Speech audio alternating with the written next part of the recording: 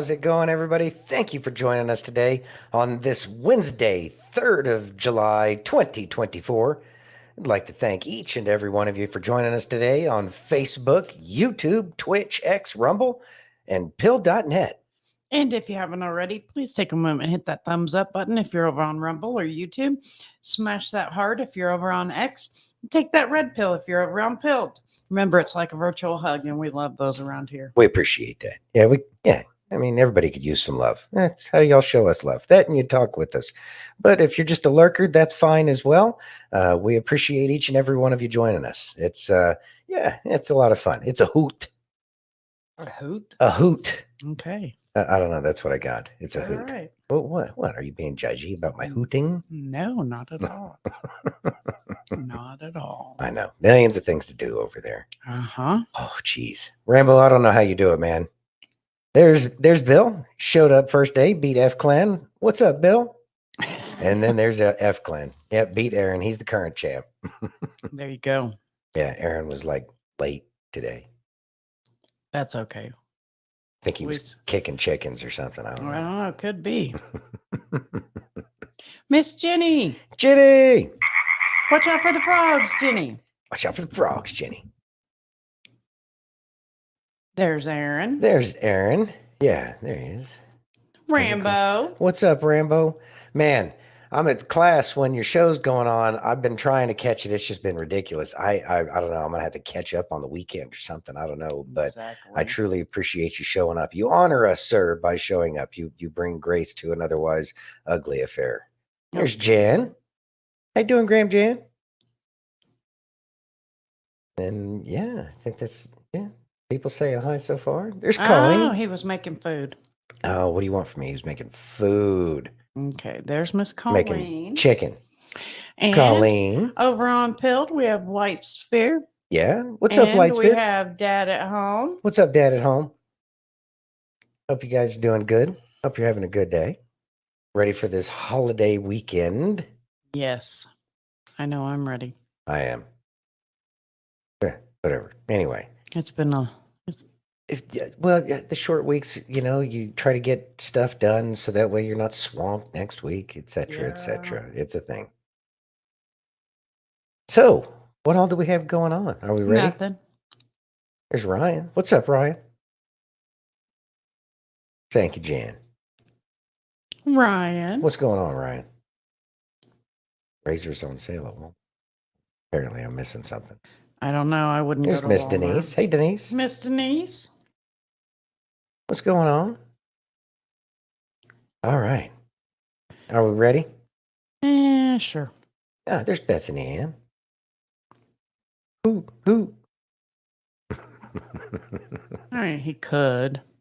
I mean, people identify as whatever they want to identify as. So there's that. There's Bethany Ann.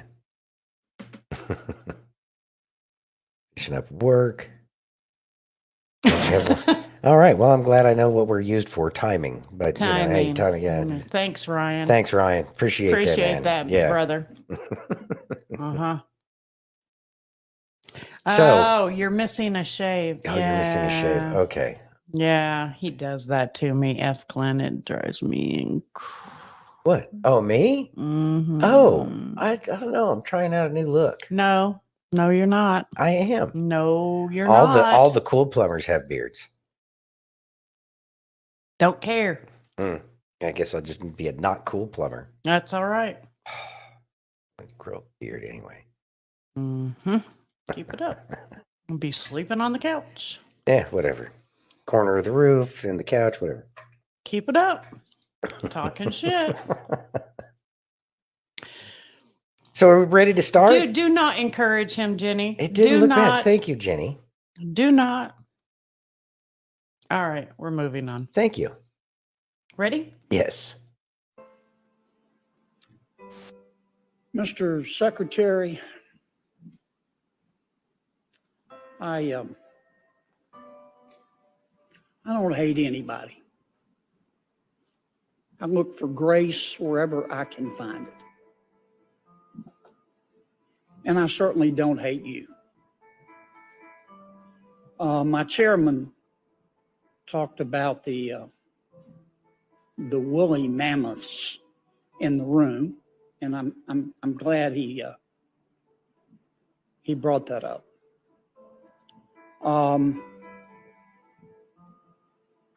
The chairman's immigration bill was negotiated by two members of my party, Senator Langford and Senator McConnell, and I don't speak for either one. They're both good men. The chairman said that the Republicans who negotiated his bill trusted you and wanted you there. And I'm not doubting his word. It gives me no joy to say this, but most Republicans don't trust you. And a vast majority of the American people don't trust you. That's why you've been impeached. Now, my Democratic colleagues are going to try to sweep your impeachment under the rug and violate 200 years of Senate precedent in doing it. I don't think that they will be able to sweep the issue, maybe your impeachment, but not the issue, under a rug as big as the United States of America. Again, it gives me no joy in saying this. I think well more than a majority of the American people think that as a result of your behavior and President Biden's behavior, our southern border is an open, bleeding wound. I think they believe that our southern border is chaotic. I think a vast majority of the American people believe that a lot of it is political. I think a vast majority of the American people believe that it is chaotic by design, and that all of this is intentional. And I think while a vast majority of the American people who don't trust you believe in legal immigration, they don't believe in illegal immigration. And they think you do. And they think President Biden does. And they think that's why the border is open. And they think that your attitude and President Biden's attitude is that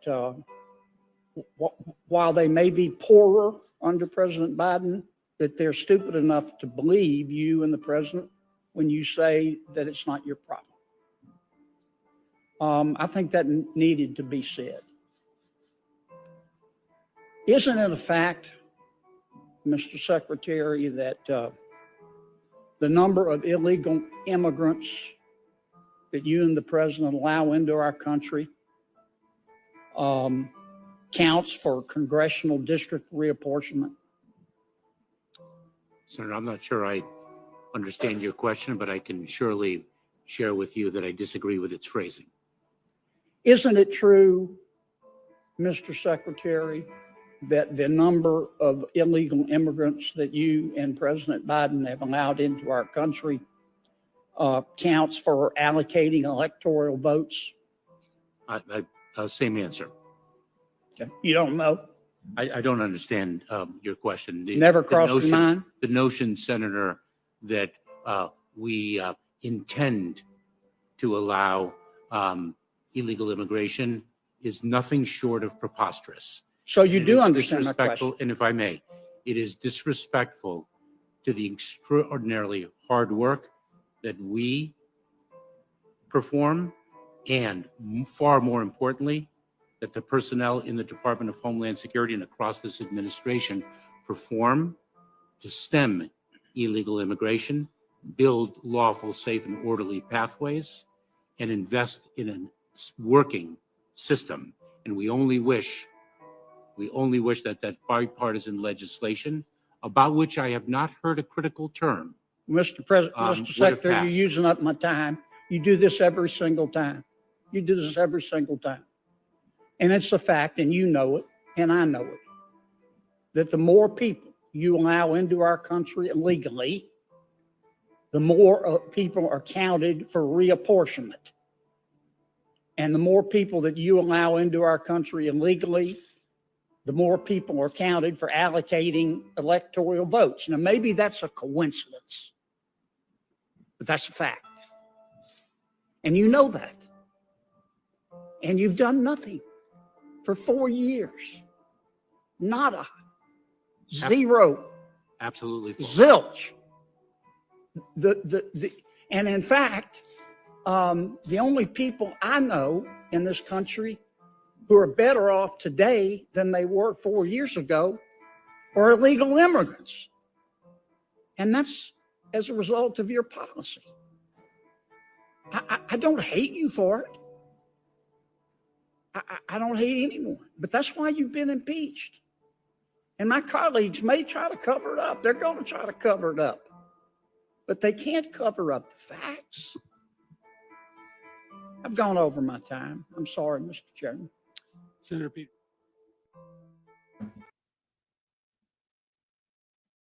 Senator Kennedy seemed choked up about it. He did. I'm trying to And you I'm know trying to why, put it all right? together. I don't know. Because it's ridiculous that these people just don't care, and he actually cares about America. Yeah, I mean, I get that perspective. I mean, I guess you know these people for so long, and you're going to try to lead them in the right path, even though you know they're going down the wrong path. I guess your heart's still going to go out to them because you know where they're headed more so than they probably know. Maybe that's why it's. I mean, it would be a difficult thing, especially anybody with a heart. And Senator Kennedy definitely seems to be one of those people.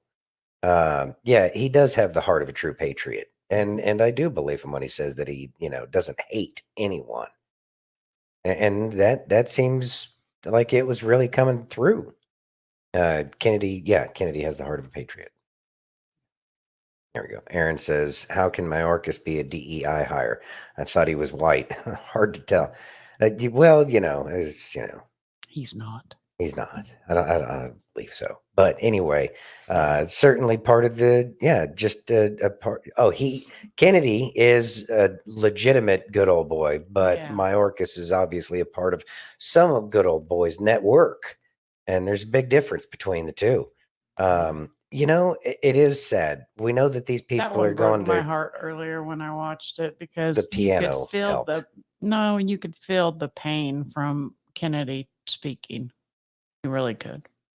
Well, you could feel the pain from Kennedy, but I think that's because he knows what's going down, what's actually happening.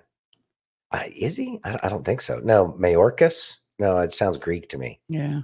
Yeah. It's all Greek to me. Yeah, probably that one, Aaron. Yeah, probably that one. So, obviously, Senator Kennedy is an amazing person to have there. Louisiana is very lucky state to have Senator Kennedy. And that's great. It's great for America. Thank God.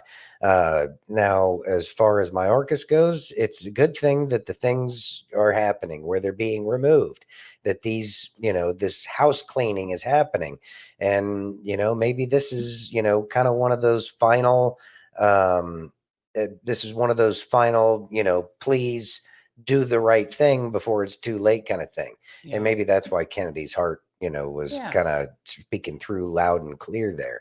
It was, it's kind of sad, despite the sad piano music. I know, but we need to, we need to remember that, there are still people who care about this country very much. Oh, very much so.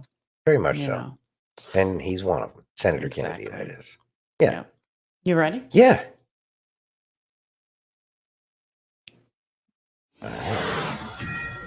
We come to you with breaking news and a serious question. Have the floodgates opened?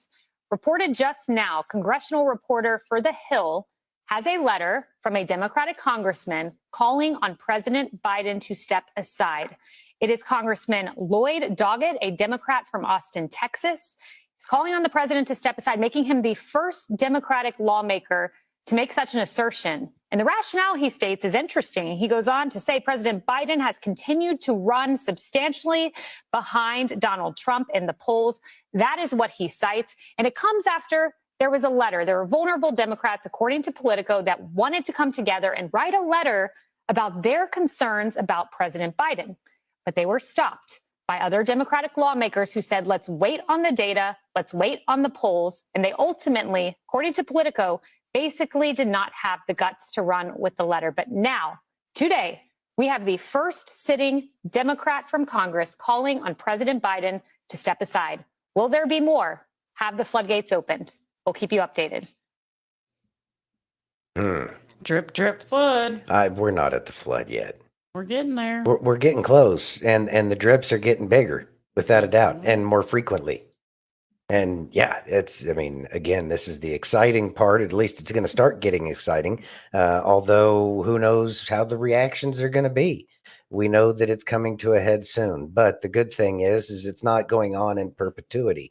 And it certainly doesn't look like they have the ability to retain control over the nation the way they have through their dishonest means. And the dishonest brokers look like they're going to be on their way out here very soon. So yeah, we'll see how that turns out. Bethany Ann says, I'll be honest, I don't know much about Kennedy, but based off of personality alone, and if Trump wasn't running, I'd definitely consider voting for him as president. You know what? And I would too.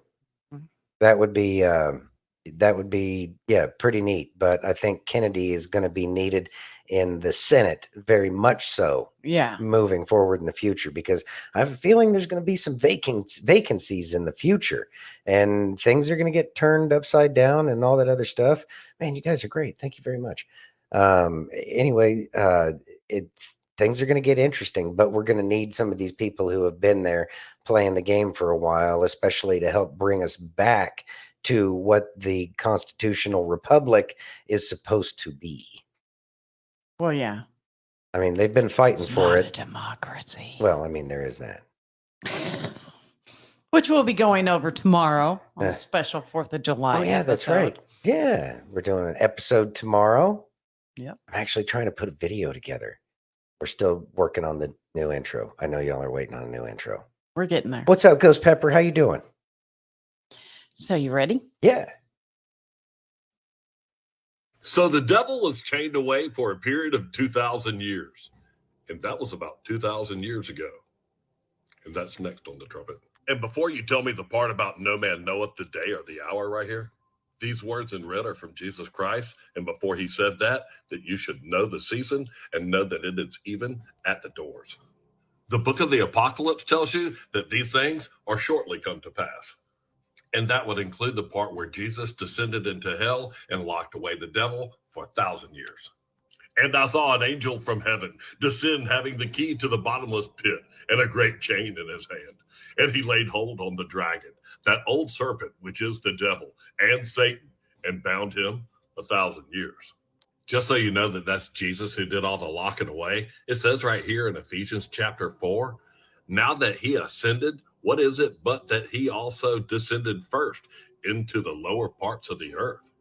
He that descended is the same also that ascended up far above all heavens, that he might fill all things. Jesus did this right after his crucifixion while he was in the ground for 3 days. He locked him up the first time for 1,000 years. The first 1,000 years is right here, and it's called the first resurrection. The second 1,000 years is right here, and it's called the second death. And the people that are associated with the second death, the first resurrection has no power on them. The first resurrection in the first 1,000 years is right here. And the second death, well, that's reserved for these people that are going to be thrown into the lake of fire in the second 1,000 years, the second death. Where all these colorful people right here get thrown into the lake of fire, which is the second death. When that 1,000 years has expired, Satan will be loosed out of his prison, and he will gather them together, the nations. Verse 7 says when that 1,000 years are expired, Satan will be loosed out of his prison. Verse 8 says that he shall go out and deceive the nations. And right here it says that he will gather them together. So there should be some place outside of the United Nations where they are going to gather all the nations together and fight this big dragon When the United Nations commissioned this piece of yarn art for slaying the dragon right here, I'm sure they just thought it was a play on words. Here's their flags.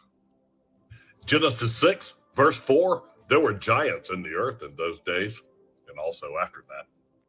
Come on, let's go inside the headquarters of the United Nations at 666 United Nations Plaza. You know, I love saying that for those people. That's a great address. Click on one of the blue dots right there. It's going to put you into the lobby, and we're going to scroll around and go to this big wall mural that shows you giants, where this guy's carrying a tree. This other guy, he's got a tree in his hand too, a full-size tree. And then this guy, I guess he's just walking across the earth with his tree, and then this super freaky looking. This tells all about where the fallen angels descended onto the daughters of men. This guy's got some serious pectoral muscles.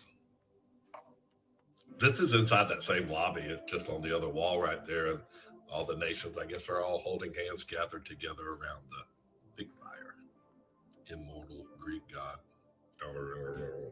Little sprigs of immortality that says that this flat earth is going to live forever. So that one biblical office is right there in New York, but the other biblical office is going to be on top of Mount Hermon, where in Genesis 6:4, the Nephilim descended, or the fallen angels, right here on top of Mount Hermon. That's all in chapter 3 of the book of Enoch, Fallen Angels, where they all bound themselves by mutual imprecations to deceive mankind. I'm not trying to create a prophecy. I'm trying to tell you that I saw something just outside the wall. And Ezekiel 33:3 says that when I see the sword fall upon the land, I blow the trumpet and warn the people. It doesn't say censor the information and make sure that it's something. It says to tell you that I see something. You can make up your own mind. Ezekiel 33:4 says that if you hear the trumpet and you decide that it's not a danger, that's okay. The blood will be on your own hands if something were to happen. But Ezekiel 33:5 says that if I don't blow the trumpet and something were to happen to you, your blood would be on my hands. So I don't want that to happen. I just want you to look and see, pay attention to what's going on around us. Look at the United Nations. I see something there. It's sort of weird having a base on top of Mount Hermon. You know I love you. Me and my family love you. So like and follow the trumpet for more. And in Jesus' name, have a blessed day. That's Santino. I like him, and I like the stuff that he shows a lot. Next Tuesday in Miami. What? I want to go to Miami. I know, me too. At least it won't be 115 there. I know. Anyways, I like that guy a lot. And yeah, I love following him. He's always trying to put a lot of stuff together, and it makes sense, and he backs it up, everything that he says. So, and he has a lot of stuff about the United Nations, and so the United Nations has the beast crooked critter sculpture out Yeah. front, and then it's the first time I've ever seen that one with probably St. George would be my guess, slaying the dragon. Yeah. So it's like there's always mixed signals with the UN, but I know they're not good. I know that they are supposed to be a great deception upon us. I mean, I can clearly see that. They gave us the WHO and all this other crap. Rub it in, F. Clan. Rub it Thanks, in. F. Clan. Yeah, appreciate that. Glad you're here for us, brother. Love you too.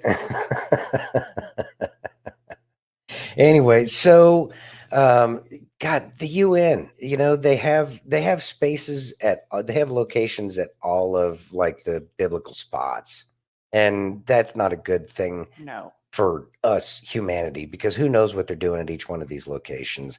And they do have stuff where the angels had fallen. Just can't trust them. And it's like, I know that once Trump gets back in office, he's going to defund them. But I definitely think that this is one of the things to wake people up. People have been, warning about the United Nations for as long as I can remember. And they do it okay-ish kind of job around that kind of stuff. But it's just a political power play more than anything else. I look forward to them being defunded and kicked off of our soil. Yeah, that would have be nice. no value add to the international community whatsoever. No. Yeah, that needs to be disbanded and done. Yeah. You ready? Yeah, I guess world leaders will have to actually talk to each other, maybe FaceTime or something. Probably don't need, building Okay. out here. Just saying. Okay. Yeah. Let's go. All right. Oh my God, the evidence they just tried to show against Donald Trump is fucking hilarious. If you're unaware, pretty much the only evidence that Trump committed any fucking crime whatsoever is the testimony and the tapes from Michael Cohen, who was Trump's former senior counsel. Now, Michael Cohen is a disbarred and disgraced former lawyer. He has been convicted of campaign finance violations. He's been convicted of tax evasion, and he's been convicted of perjury, not only in the court, but also before Congress. And this is the DA's only fact witness. He is the only person who is testifying against Donald Trump. But then they just played the tapes, which is wild because kind of falls under attorney-client privilege. But regardless, I'm glad they played him, because in the tapes, at no point did Donald Trump direct him to pay hush money. No, all that Donald Trump did in those tapes was ask his lawyer what he should do, his lawyer being Michael Cohen. And Michael Cohen can be heard on tape saying, I'll take care of it. Like, there's literally no evidence whatsoever that Donald Trump directed him to do that. Even Michael Cohen says Trump didn't say those words. So this entire case rests upon the idea that Michael Cohen inferred that's what Trump wanted him to do, so he did it, and Donald Trump is now responsible for him doing that. That's fucking stupid. Thoughts? It is stupid. Michael Cohen is such a douche canoe. Clown. Anyway, we've known that this has been a BS like lawsuit the whole time, and they've done everything wrong. Of course, that's what they've shown through all of their little lawfare things that they've been doing. Is they just everything that they haven't done anything by the book whatsoever, and then spike the football like they actually had some kind of victory or something, as if people aren't watching. And I think that that's kind of the funny part. It's like, you do know that people are watching this and like care, right? And Right. they don't care that we care. That says a lot. No, they And don't that's why give a they're afraid of shit. Trump. I mean, it's all feeding itself. It all makes sense. It all comes together very easily. I guess the question is how do you get back to that point where you can understand what the TV told us to think? Because it seems so far away from being comprehensible to anything that like I would be able to understand at this point in time. I guess that's what makes it difficult to try to wake people up, is you can't understand where they're coming from anymore. Yes, douche canoe. It's one of my favorite things. And he is definitely one. He is. But the thing is Michael Cohen wouldn't know how to tell the truth if he was Biden. No. Well, I mean, Biden doesn't know how to tell the truth know. either. Yeah. That's what I mean. None of them know how to tell the truth. Not even a little bit. Wouldn't even know what the truth was if it bit him in the ass. I know. Whatever. Ridiculous. It's snakes. That's what they are. They're just snakes. Mm-hmm. It's ridiculous. Yeah.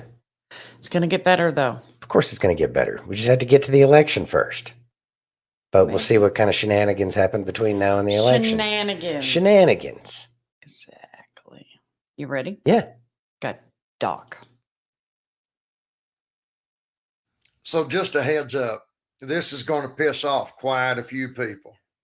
So get a load of this horse shit. The leftist media is now saying the reason why Joe Biden did so piss poorly at the debate is because he had a cold. Now, I'm not going to lie, folks. I had to hit the books on this shit. So I go into my library here and I pull down every volume related to colds and every documented cold. Now, in my research, I am looking for a cold that can cause the following symptoms: rapid and severe cognitive and motor skill decline, severe speech impairment, and corpse-like appearance. I found not one cold that could cause those symptoms. But I didn't give up. I thought, well, maybe I don't have that volume of that kind of documented cold. So I get online and I check with every credible source in the medical field. Now, brace yourself. There is no known data. There is no documented or recorded instances ever, never, ever, of any kind of cold or bacteria related to the cold family that can cause rapid, severe cognitive and motor skill decline, severe speech impairment, and corpse-like appearance. Now, I just want to point this out. The experts in the medical field that publish this information, they ain't down with that unicorn science. Okay? They ain't down with that. They ain't down with a boy is a girl and a girl is a boy. They ain't down with that unicorn science. They're with that biology science, that shit that don't change. Being armed with that knowledge, I can now look at the leftist media, stand them up, and say, you're full of shit. Thoughts? I mean, we all know this. There's no such thing as sudden onset dementia or sudden onset Alzheimer's. No, it doesn't happen overnight. You can't walk into the 7-Eleven and catch the dementias, right? That's just not how it works. Now, with that being said, it's at least some people are starting to see it because of that. There's a lot of people that are starting to see it. And that's the important part. And it's easy to tell them this, what's up, Brainstorm? This is one of those things where it just doesn't, happen overnight. And we have to explain to these people that are still waking up right now. I know. But at least they're waking up, and that's a good thing. Exactly. It's not like, oh shit, they've got dementia. Now I'm going to catch it. Yeah, no, that's not how it works. No. Ridiculous. Yeah. Biden's got dementia pox from talking with Barry at the bathhouses. Yeah, it's probably a more likely explanation. Right? Mm-hmm. Ridiculous. Mm-hmm. You're right. Yeah. I love Doc, though. He's funny. He's amazing. He's hilarious.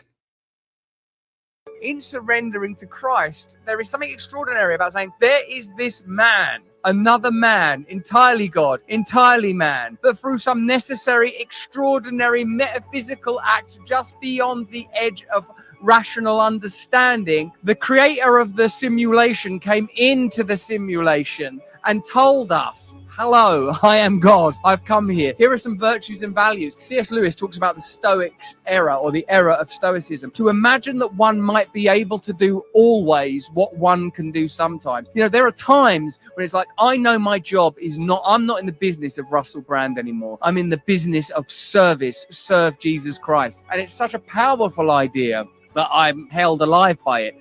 But surely the sort of parasite nature grips me again, and I return to egotism. I return to wanting and longing and fear and all of those limiting things, Neil. Thoughts? We have to get over our egos. Our egos get in the way. As we know, the ego is not your amigo. Exactly. And we have to turn to God with everything. Mm-hmm. You have to stay on that even keel. You can't get upset. You can't get angry. And it's going to be difficult. You're going to be challenged, and people are going to challenge you. And that's fine, because that's what they're there for, is to provide those challenges, because they help us grow.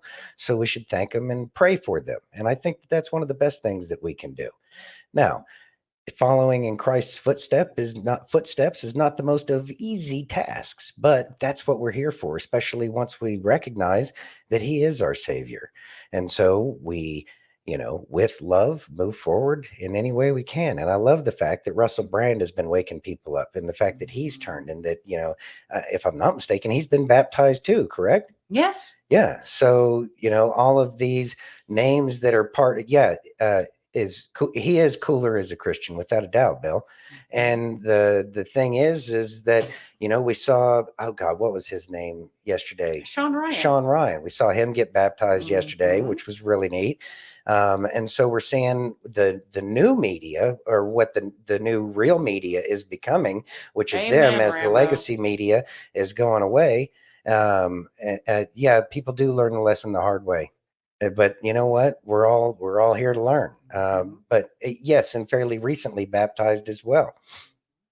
So it's nice to see the new media is starting to truly be Christians, not just merely saying I got baptized, but they're actually talking about God, and they're bringing the God, the conversation out in the open. So they're normalizing the conversation with God, and But that's this what is what's we've important. needed to do for a long time. That's exactly what's been needed. And so I'm truly grateful for it, because, we're going to get to the way things should be, as opposed to the way things have been, because none of us have done well under the way things have been, unless you were willing to do whatever to compromise your morals. You compromise your morals, you do a little bit here, a little bit there, but you get some kind of bump for whatever reason. Right. And that bump is a hollow bump, and it doesn't help anything out.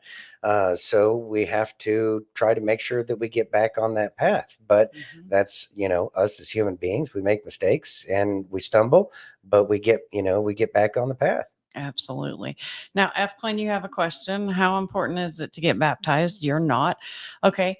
For me, I think it's a very personal decision, but it is talked about extensively in the Bible. I do believe that it is super important to get baptized, but again, that is a personal choice.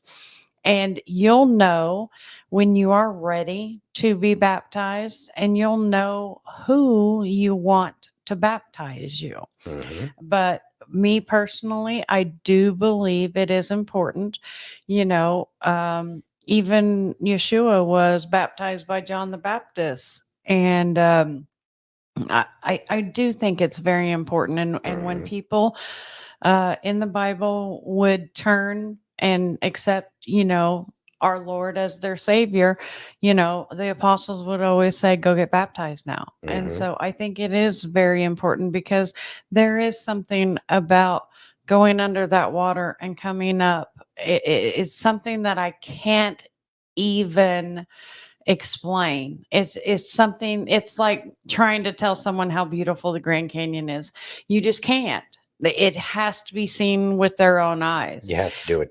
You have to do it. And so it's just one of those things. But again, it has to be your decision. And I think that that's the most important point right there, is exactly what you said. It is, you will know, and it is your decision. You'll know when it's time. You know when you're ready to be baptized. It's something that you're kind of led to do. And that's, everybody's on their own path. And that should be a good reminder as to, the people that haven't woken up yet, or the people that are just now waking up, they're finally getting that knowing that they didn't have before. And I think that that's what we should be focusing on and that when I say what we should be focusing on as individuals, we need to be focusing on what our feelings are. Just as much as we're trying to get other people to wake up, we have to remember we're the only ones that can do our own spiritual development. We don't want to get left behind. As everything's changing, we're watching it change. We must change ourselves and go along with it, so that way we don't fall behind. We don't want to be turned into a pillar of salt.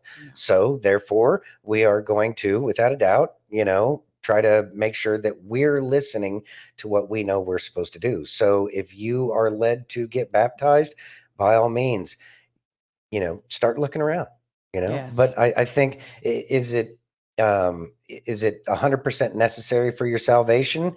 Well, the thief on the cross next to Yeshua made it to heaven, but he didn't get baptized.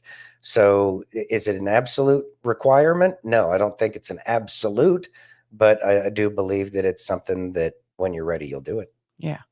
Denise, thank you so very Thank you, much. Denise. She gave us a rumble rant, said 4K, because that was the best answer to that question I've heard in a very long time. Well done. Thank you. Thank you. Thank you. Thank you very much, Denise. Thank you for the Rumble rant and thank you for that amazing compliment. Yeah. I truly appreciate that. Yeah, And yes, you are so appreciated. you are appreciated, Denise. Thank you. You ready? Mm-hmm.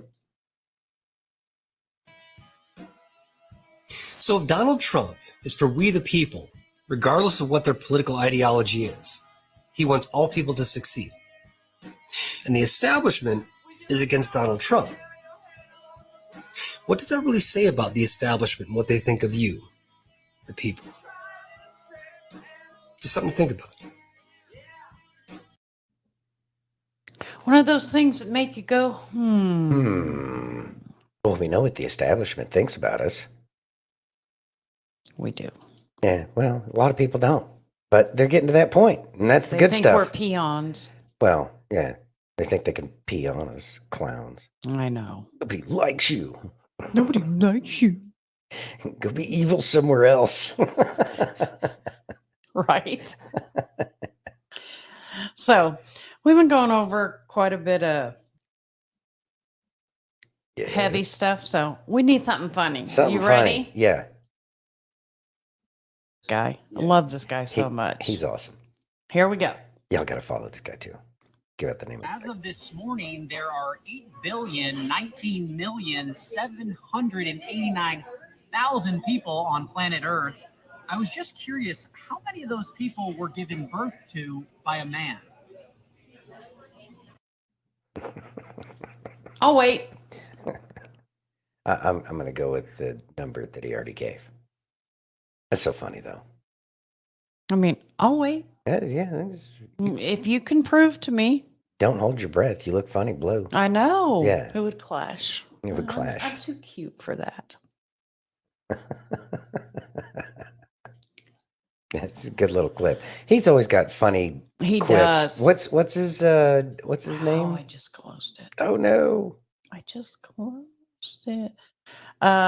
Date right stuff is his Date right stuff. Mhm. Okay. On TikTok. All right. There we go. Okay. So earmuffs. Earmuffs. It's got to be sassy. It's sassy. It's sassy. You ready? Yes. This is the weekend review. All you right. ready? Oh God. I All went, right. It's only Wednesday. Yeah, I know the weekend review, and it's only Wednesday. So here we go. Here we go. Anybody else behind on the shit show? Let's go over what you missed, because I've missed a lot. Looks like Donald Trump's going to get that immunity after all. Election season fixing to be wet. Hey, Lexer, I need you to pre-order 80 million boxes of Kleenex, 37 million mops, some of that IV hydration shit. Bitch, we just hit the iceberg. Yeah, red wave coming. And the water gonna rise up like Lazarus. Don't forget the sage. About that. Blah, blah, blah, blah. Get about 10 million floaties. We don't want to save them all. You know what? Never mind. Fuck the floaties. Half the voters already dead anyway. But that's $500 trillion. Charge it to the Biden campaign. Trump pay for it. Get the pontoon ready. I ain't worried. My heart will go on. I'll bring the beer. Stranded astronauts that were not astronauts were lost in space, are no longer lost in space. They're still in space. NASA wants you to know that. They got it all under control. Say this, if it's Boeing, my ass ain't going. Joe Biden's going to give his first interview since he fucked up the presidential debate. I don't know why people making a big deal out of this. Like he ain't never fucked up before. Last 4 years wasn't enough. I'll be tuning in for that. I'll pop the popcorn. Y'all bring the pudding cups. Hopefully that mind-altering cold he had, they made sure to make everybody aware of. Like that's some kind of excuse. Somebody give Joe a fucking lollipop. That's a good boy. You did your best. Didn't answer questions or speak any words. But you didn't go big poopy. You're big boy trousers. We got a cold, it's clock in or get fired. If he gets sick, it's excuse to being a mumbling moron. Hopefully his dementia cold has subsided by then. While the whole world's on fire, Jill Biden's doing her 5th Vogue photo shoot. Have no problem with that. Keep doing what you're doing, Jill. At this point, she's the best player on Team Conservative. Even the dead voters are getting restless. What's that? Two gamers went at it in real life. Their argument escalated. One of them caught a plane. From New Jersey to Florida. It's always Florida. Beat the other one with a hammer. It's hammer time. Boom, boom, boom, boom. He going to jail. He was a little older. He qualifies to run for president. Harry Tank Tater Stinson may be going to jail too. Here, he's getting investigated. Sips tea of a black site cantina. Tragic story. Hate that for him. They have a breakthrough on the cure for Alzheimer's. That's good news. Somebody let the Biden administration know. Still won't stand a chance in November. The race will be more entertaining. Theodore Roosevelt's pocket watch that went missing in 1987 that somebody stole, it's finally been found. Yay, nobody gives a fuck. Not even Theodore Roosevelt, because he's fucking dead. Dead people don't need to tell time. Bless the registered to vote. Sips tea again. There's been an uptake of UFO sightings in Arizona. Don't worry, you won't see them again. They ain't coming, they're leaving. The whole world is pissed off at the Supreme Court. I don't know why everybody's so intimidated by these fucks. Ain't even 12 of them. Fuck, how tough can they be? Slap a bitch with a fish. Call it a fucking day. And I still don't know what the fuck hot tua is. 120 people are dead in India. Religious stampede. Squashed them flat. Flatter than a flitter. See how dangerous religion is? Must be Pentecostal. Ba-da-ba-dee, motherfucker. I'm so tired of this year. Does that about cover everything? All right, fuck off from here. Toodaloo, go with the Lord. Toodaloo, go with the Lord. Thoughts? Well, I mean, he was going rapid fire. There was a lot going on there, and he had some good one-liners in there. Mm-hmm. Yeah, I thought it's been stupid. whole aliens, they're not coming, they're Yeah, leaving. the aliens, yeah, that one. That was probably one of the best ones. Yeah, they're not coming, they're leaving. They want nothing to do with it. Yeah. Yeah. He got his extra Adderall this week. He did. He did. But you know what? It is only Wednesday, and think about how much It's he been a just week. covered. It's been a week. I mean, he got an award. Good job. You didn't poopy in your big boy pants. I still think thought I heard him let one fly. I know. I still think I heard him let one fly. I know. It is what it is. Well, we had headphones on, so it was all up close and personal. Yeah, I know. Whatever. I know. That's probably why I still have a migraine, by the way. Listening to that crap. Yeah. Stereo. Yeah, exactly. You ready? Yeah. Okay. All right, let's drive. How to build a relationship with God. How do you build a relationship with God? How do you build a relationship with anybody? I get asked this all the time, and something that I think is the most important in building a relationship with God is your ability to listen. It's easy for us to talk. It's easier for us to say, all right, God, I need this, I need that, I'm thinking this, I'm feeling this. But the real hard part is listening. The real hard part is being able to quiet your mind, quiet your heart, quiet your soul to be able to hear. I find God everywhere. I find answers to prayers everywhere. I find it on billboards on the side of the freeway, ads on social media, things that I hear, songs that I listen to, conversations with friends, because I've attuned myself to be able to realize that he's everywhere. He's always talking. How do you build a relationship with God? The same way you build a relationship with anybody else. Talk to him and learn to listen. Thoughts? Beautifully said. Beautifully said. And it's definitely one of those things that I've learned, and this process is it really could be in an advertisement where you hear something that connects to something else. It's about being present and paying attention to what's going on is one of the things that I've recognized. I'm still not awesome at it, but I am learning. I am trying. I'm, recognizing that, God does speak through anybody and everybody and everything. This is part of that whole, the God is everywhere, nowhere, everywhere and nowhere, all at the same time. Absolutely. In form, through form, and out of form at will. And that is, observed through things like that. And you can't explain that to somebody that isn't like connecting with God. It's like, look, you're being told he's talking to you. Oh yeah, he's talking to me, like expecting a conversation or something like that. Yeah, we'd all like an angel of the Lord to come sit down and we can be terrified and they'll tell us don't to be terrified. Meanwhile, it's something with, like 6 wings or whatever. And yeah, I'm going to be terrified. But with that being said, at least I would know for certain at that point. But that's not how this works right now. Maybe at some point in time in the future, but we need to be paying attention. We need to be finding God everywhere we go, and we follow through with that. And it's that was beautifully said. I love it. Hey, Steph. Hey, Steph. You ready? Yeah. Hello, I'm Mike Lindell, and I'm here to tell you about my new product from MyPillow, towels that actually work. Watch this absorbency test. Here's another towel that we randomly went out and bought. Here's one of my towels with the nice design. I don't know if you can see this, but you could line a swimming pool with this. I mean, this is crazy. Get rid of it. Towels that actually work. What a concept. I'm interrupting this commercial to let you know you can get our 6-piece My Towels, regular $69.98, now only $29.98. Or you can save 25% on our brand new kitchen towels, made with the same technology as our famous My Towels. Also, we have bath sheets, bath towels, washcloths, hand towels, and so much more.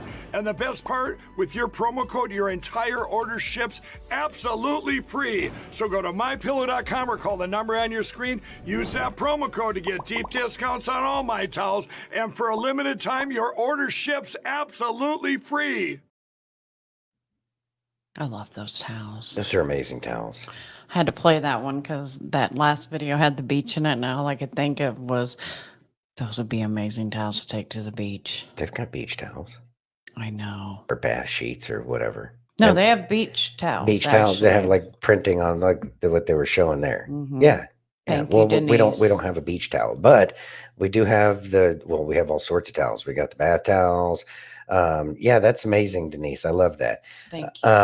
And the towels have been amazing, be it the hand towels, the washcloths, as he I says. know. I love it Yeah. when he says that. The worst The claws. washcloths and the regular towels, they're amazing. Yeah, worth checking really out are. if you haven't already, or if you're in the market, please check them out. It's good, solid American. Put his name out there for the Yes. American people. So if nothing else, you're supporting people that support America. Exactly. So mypillow.com/DTOO. And it's the towels, and there's free shipping. Free shipping. Woot woot. You ready? Yeah. I know you guys are going to get sick of this little punk, but Oh God. here we go. Really? Yes. Why do you do this to me? Because Preston's going to talk to him. Okay. Thank you, Bethany. Ann. Thank you, Bethany you. Ann. Thank you. Donald Trump's campaign manager just threatened me on social media. I'm not joking. Hey, Harry, Trump campaign here. Look, I know you've got to be smarter than this. So what you're trying to imply here is that Chris gave a threat towards you, when in fact, we all know what Chris meant by that. And what is going to happen is within the next 72 hours of you making that ridiculous emotional tweet, you will have a visit from the U.S. Secret Service. Now, you may think that's no big deal, and you're not going to be charged with anything more than likely. However, allow me to explain to you what you can expect next. You see what I'm asked, I always describe the U.S. Secret Service as being the most powerful entity within the U.S. government. Now, they are absolutely tasked with some of the hardest work of any individual in the government. And they will absolutely protect whomever their protectee is, despite their own political beliefs, their bias, or anything else that may come in and interfere with that. You may not think anything is wrong with that tweet because you're likely not going to be charged, right? But you're going to end up on a list. And what that list is going to do is absolutely prevent you from ever visiting your friend Joe Biden again, whether he is in office or post-presidency. It's going to keep you from entering any federal building in Washington, D.C. or anywhere else in this country where an elected official is at the time of your visit. TSA pre-check, regular TSA check, expedited passport, expedited re-entry, global entry. All of that, my friends, you're going to have a little bit of an issue with it. So you can essentially kiss your activist career goodbye. Because even if the Democrats love you and they want you, you're not going to be allowed around any of them.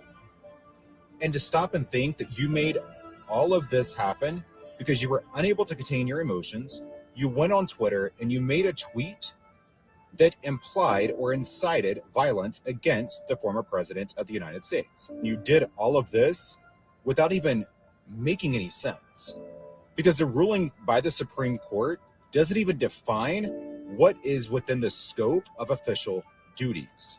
The Supreme Court themselves even said that needs to be defined by the lower courts.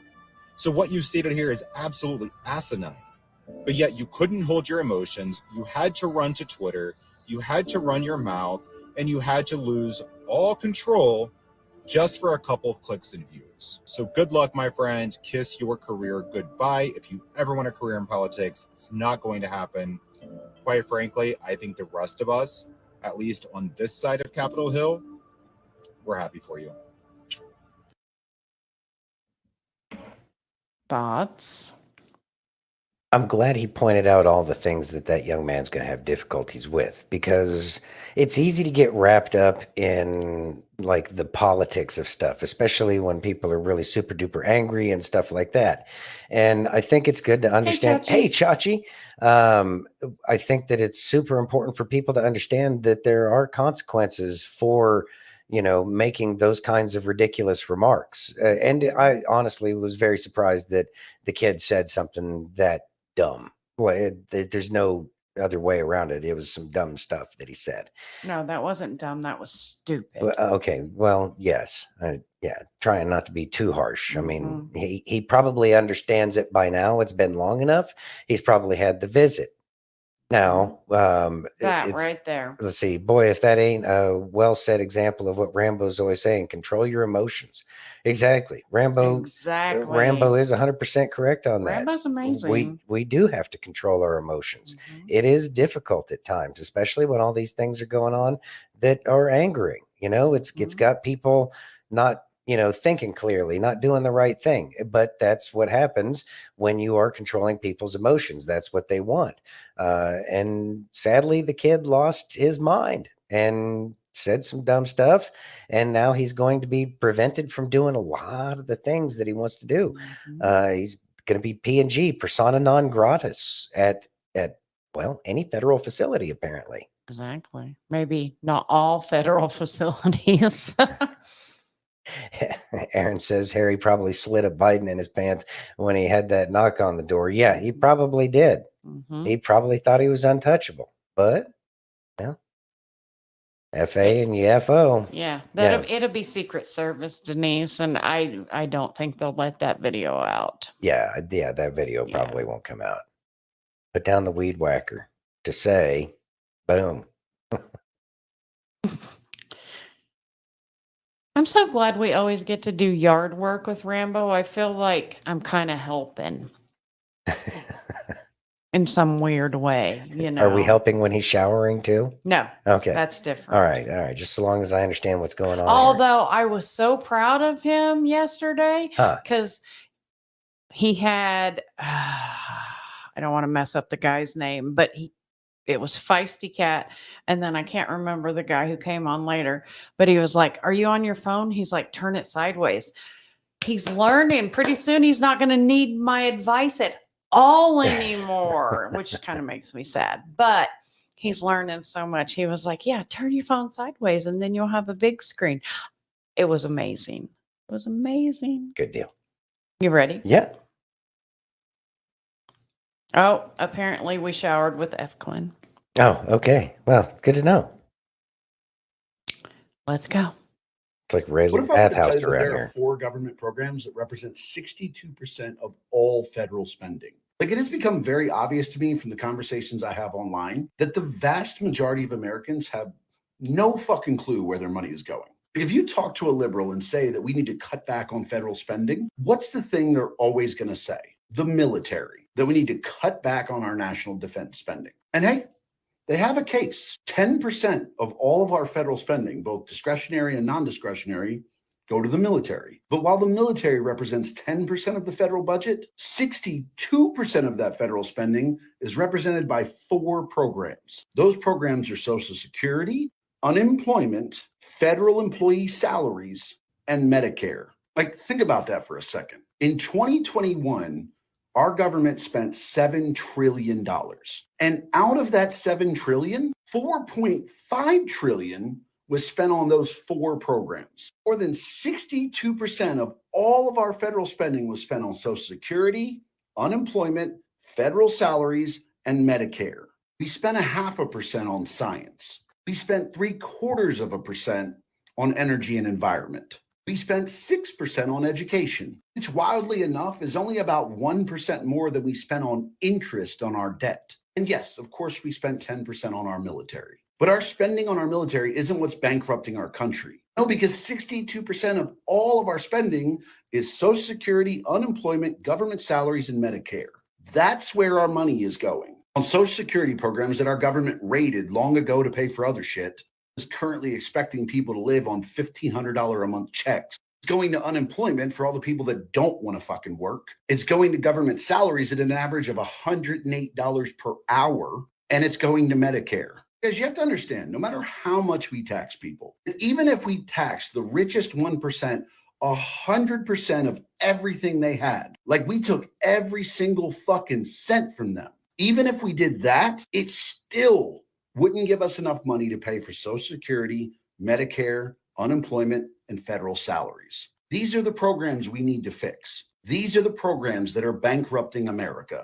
You can try to scapegoat it and say it's our military spending, but it sure as fuck is not. You want our government to get their spending under control? You want our government to be able to actually exist in the future without ridiculous amounts of debt? Fix Social Security, Medicare, unemployment, and lower the fucking government salaries or lower the amount of people working in government. We need to stop worrying about the little percentages we're spending money on and worry about where 62% of our federal budget is going every year.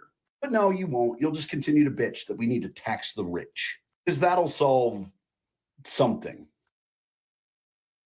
Thoughts? Hi, Miss Wendy, by the way. Hi, Wendy. Didn't Trump just say something about just getting our funds off of tariffs? Mm-hmm. Yeah. Okay. All right. Yeah, we talked about I have that a feeling. yesterday. Yeah, I have a feeling that's the direction we're going to be going. Is we're going to get rid of the federal income tax, and we're going to be living off of the way the nation used to, which was off of tariffs and stuff like that. Like, there's absolutely nothing wrong with that. It's done all around the world, right? So it's one of those things where we, don't need to pay as much because Social Security hasn't made anybody's life any more secure. Like, nobody's getting good insurance. Nobody's getting enough to pay their bills. Nobody's getting enough to do anything, right? Medicare, how well is that medical care actually working, right? And the doctors don't have really any choices once they get in there. They're told everything they can and can't do. They're told there's like a tree that they have to follow, right? So is it really working? And I'm going to say that's a hard no. And that's why we don't need the gigantor budget that we have. I firmly believe that what President Trump is proposing is exactly what this country needs. It will fund the military that is necessary. Probably doesn't need to be as big of a budget as it is now, because we're recognizing that with so much money in the budget, there's just a lot of wiggle room where things disappear. And it creates a very corrupt system, and that doesn't work very well. Right. And let me tell you something. As an accountant, if I just went to any of the companies I've ever worked for and said, hey, can't find $1 trillion. That's cool, right? I'd be in prison. Right. Prison. Like, still. There you go. Exactly what Denise said. 141,367 DC employees.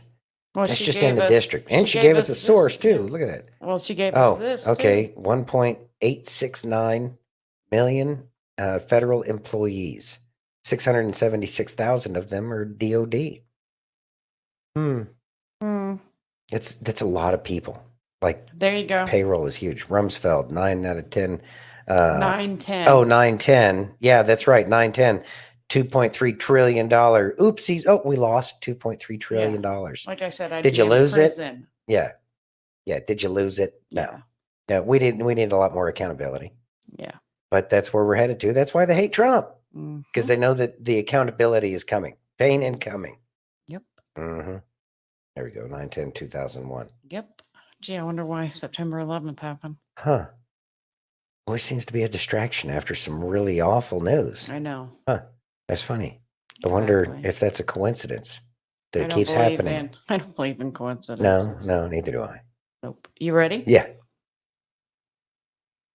You go to one place, where would you go? If you had one shot, you can go back in time once and survive and come back to the future. Where would you go? Jesus. Jesus. What if there was nobody there? Even better. I get them all to myself, just me and Jesus. No, I mean, what if Jesus wasn't there? What if you go back and you're like, I just want to go see Jesus? And you're like, okay. What time? He's there. You think there's a real Jesus? Mm-hmm. Definitely? Absolutely. 1000%. What makes you convinced? My faith. So you think the real truth was that he actually was the Son of God? Yes, It'd be amazing if it was true. it is amazing. I believe you. I believe that you believe that. Would you like to be introduced to Jesus? Listen, I think the concept of Jesus is absolutely amazing. And if Jesus came here and wanted to visit me, I would be psyched. Would you like to know Jesus? In what way? I can put my pastor on your show. I'm good. Jesus is everywhere. He's in this room. He's in the world. He's in the universe. By the aliens that you want so desperately to be real or have the concept of them being real, that's Jesus. That is Jesus. Jesus and God are everywhere. They're everywhere. Yeah. Every time you look at a flower that blooms or you look at one of your children, you're like, that's Jesus. That is Jesus. That is God. Thoughts? Kid Rock spitting some truth to Mr. Rogan. Yeah. So F. Glenn says, look how he averts his eyes. He did. He did. He was kind of looking up and away. And I think that He's scared. I think he's scared. I think he wants to believe, but it looks like he's just not ready yet. And that's okay because that's where he's at. And this is how so many of these stars that have, turned to God have gotten there. They all started out this way. And so that's exactly what is let's see, what is it? That's exactly what we've been seeing, and I think we're going to continue to see more of that. How many people watch Joe Rogan? Bunch. Millions, right? Millions. And this message is getting sent out. Again, it's going out to the new media, the new mainstream media, I guess, for lack of a better word. That's what they are. They're the new mainstream media, and that's okay. There's nothing wrong with that, so long as they do right with it. Is there going to be some pressure to communicate, whatever sponsors want to be communicated? That's a possibility. It depends on the individual. And I pray that, especially now that they're coming to God, more and more of them will say, no, I'm, not going to endorse that. No, I'm not going to say what you want me to say. That's not how this works. And I hope and pray that that's exactly where we're headed. But we'll see how that happens. But I think it's great that Joe Rogan was talking about it. At least he, like F. Clint said, he used to not want to talk about it at all. Right. At least he's improving. Yeah. Welcome back, sweetheart. Let's see. He could have cut that part out and he didn't. Very true. Very true. But then again, that might not have been a JRE clip. That could have been just a clip that somebody pulled. Possibility. Yeah, but he could have scrubbed it easily. He could have scrubbed that if he wanted to. But the thing is it looks like he's opening up. He's at the beginning phases of opening up. He's a very bright man, and he's able to see a lot of things that a lot of people can't.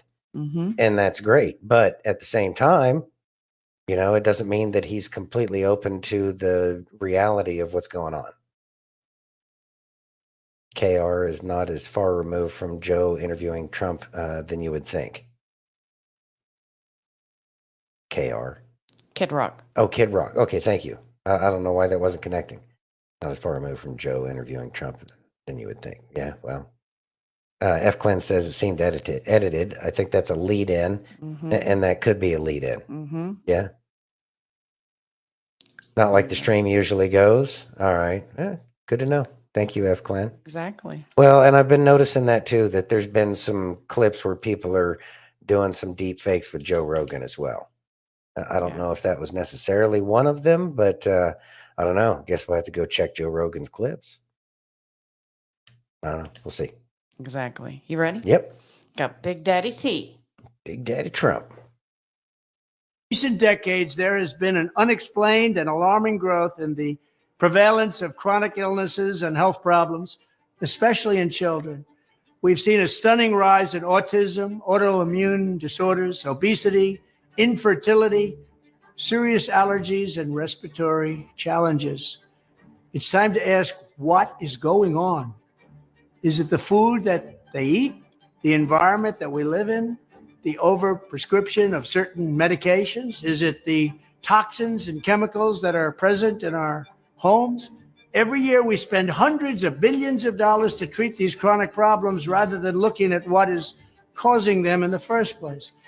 Too often our public health establishment is too close to big pharma. They make a lot of money, big pharma, big corporations and other special interests, and does not want to ask the tough questions about what is happening to our children's health. If big pharma defrauds American patients and taxpayers or puts profits above people, they must be investigated and held accountable. When I'm back in the White House, I will establish a special presidential commission of independent minds who are not bought and paid for by big pharma, and I will charge them with investigating what is causing the decades-long increase in chronic illnesses. I understand big pharma, I believe, better than anybody else. I know where they're coming from. And then I will ask them to publish recommendations for how every American child can have a safe and healthy childhood. This is a conversation that is long overdue, and it's a conversation that American families deserve. American families must have this conversation, and they must have a leader, a president, who can do something about this problem. And I will do that. Thank you.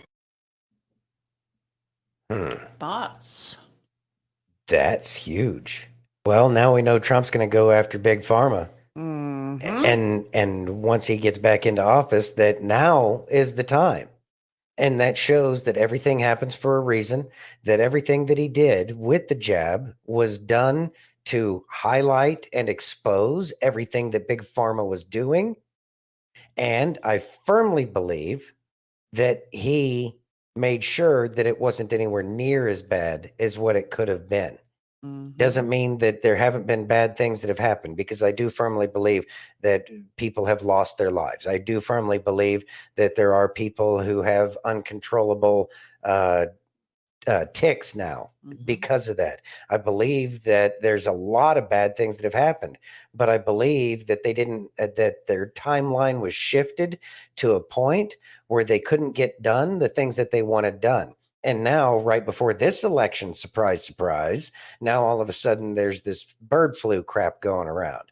Oh, yeah, that's right. And then they just got hundreds of millions of dollars from the government for that new jab. And they're going to try to push this on us. So the same old tired tricks, they're going to do it again, right? So what do? We don't comply. I know I'm not going to comply. You do what you want, but I'm going to not comply like I did the first time. No, I'm not taking your jab, and I'm not going to mask up this time. And I'm not planning on, keeping my mouth shut. I'm going to make sure that I do my part, because if I don't sound the trumpet when the alarm needs to be sounded, then I am at fault. And I can't have that hanging over my heart. I can't have that hanging over my head. I know. But I do believe that when President Trump was talking about going after the drug dealers, yeah, he could have been talking about your street thug or whatever. But I have a feeling who he was really talking about was Big Pharma. And I know that there's probably a lot of those execs and the people who own the owners of Big Pharma, the people who have been in that industry for a long time, they probably have very good security details, which would explain why he said that he wasn't afraid to use SEAL Team 6. He did say that, if I remember correctly. Who? Trump. To go after the drug dealers. Oh. And that would be just another way, because what's the difference between pharmakia and a street drug dealer? They're going after everybody. There's nobody is sacred. It's not like they're staying away from the kids. I know. They're going after the little ones too. I know. And they're trying to make it so that way the government forces people to go after their kids. I know. It's sad. It really is. Yeah. Justice is coming. It is. And we will see it once President Trump gets back into office. It's going to be fun. The street dealers are honest. They have the best. Aaron. You're a goober. You ready? Always a jokester. Yeah, I'm ready. I asked God, "Why are you taking me through troubled waters?" He replied, For your enemies cannot swim. I asked, "Why do I always feel like I'm failing and struggling?" He answered, Your triumphs bloom when you struggle. Each challenge is an opportunity for growth. Every stumble is a step toward success. I asked, "Why do I sometimes feel like life is filled with pain and helplessness?" He responded, Because in your weakest moments, I am by your side. I use your pain to forge your character. "Why do I have to experience disappointment and setbacks?" He replied, Because in disappointment, you learn to trust, and in setbacks, you learn to persevere. Finally, I asked, "Why do I always feel confused and lost?" He answered, Because you overlook my plan for your life. Focus on me, and I shall pave the way and shed light on your path. In my hands, all is as it should be.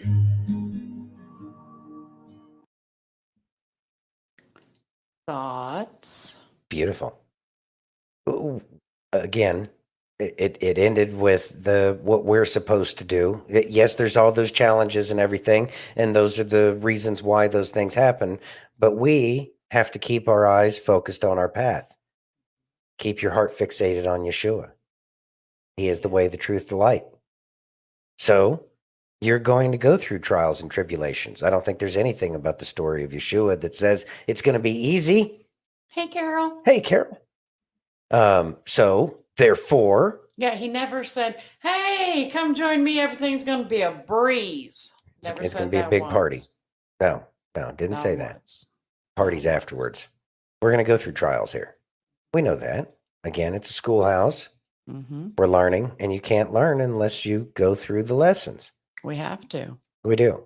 And so we recognize that everything that happens in our life happens for a reason. And those reasons are either we gain wisdom, and that wisdom we can use to give to other people, or we gain wisdom in terms of how to keep a level, mind when things are going on. It's all designed to help us grow and get closer. So that's what we need to stay focused on is our job. And then all of the blessings from the lessons will come in due time. We will see them. May not see them in the moment, but that's okay. Right. We have our job. God's job is his part. But we do see each and every time that there is something beautiful that happens on the back end of trials and tribulations. Absolutely. So stay positive about it. It can be difficult at times. I understand that. I used to get angry about everything all the time. Everything all of the time. Mm-hmm. And through my path and through all of that pain, it got me to this point now where I have a lot less anger. Do I still get angry? Yeah. Mm-hmm. Right? Even Yeshua flipped tables, made a whip out of cordage, right? So it's what we get upset about. And I think that that's the important part is understanding why we get upset, understanding that we don't have to do anything about that because our ways are awful, right? We find that our ways are cause more problems. And so we have to deny our impulse to react instantly. And we have to wait and see and find out what it is we are supposed to do, if anything at all. Vengeance is mine, saith the Lord. So we don't need to get vengeance. Mm-hmm. And we're seeing that unfold. We are seeing that unfold as the drip, drip, drip flood is starting to happen. And we're getting more and more frequent drips, and those drops are getting bigger. Yep. When the flood happens, that's a different story altogether. But this training that we're going through, think about it as you're in boot camp, right? These trials are your boot camp. They are to mold and form you. Yes. Very much. Take it as that kind of challenge and recognize that that's your motivation to make it through. Well, sometimes, you know what? We might not even know what the reason is. No. But everything does happen for a reason. Mm-hmm. And I've said this before. I used to hate that saying, but you have to absolutely know that everything does happen for a reason. And if you don't find out what that reason is here, one day, over on the other side, you will know. For the rainbow.